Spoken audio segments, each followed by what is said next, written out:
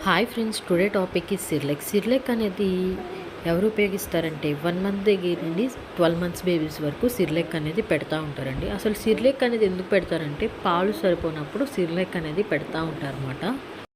ఎప్పటి నుండి పెట్టొచ్చు అంటే 3rd మంత్ దగ్గర నుండే పెట్టొచ్చు అండి. ఎటువంటి ప్రాబ్లం అనేది ఉండదు. ఒకవేళ మీకు ప్రాబ్లం అనిపిస్తే ఒకసారి డాక్టర్ని కన్సల్ట్ అయ్యి యూస్ చేయండి. నేనైతే మా బాబుకి అయితే 4th మంత్ దగ్గర నుండి పెట్టాను.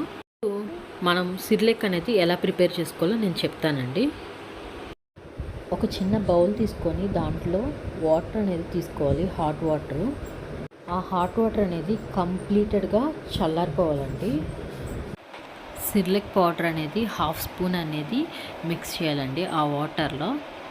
3 మంత్స్ బేబీస్కి 1/2 స్పూన్ అనేది ఎక్కువ అండి. పౌడరు వాటర్ వేసేసిన తర్వాత ఇలా మిక్స్ చేయాలండి. మిక్స్ చేసిన పిల్లలకి మనం తర్వాత తినిపించాలన్నమాట. సిర్లెక్ అనేది మార్నింగ్ 10 దాటిన తర్వాతే పెట్టాలన్నమాట. 10కి ముందు అనేది పెట్టకూడదు. 3 మంత్స్ బేబీస్ నుండి 6 మంత్స్ బేబీస్ వరకు ఒక్కసారే పెట్టాలి రోజుకి. ఎందుకంటే వాళ్ళకి అరుగుదల అనేది చాలా తక్కువగా ఉంటుంది కదా.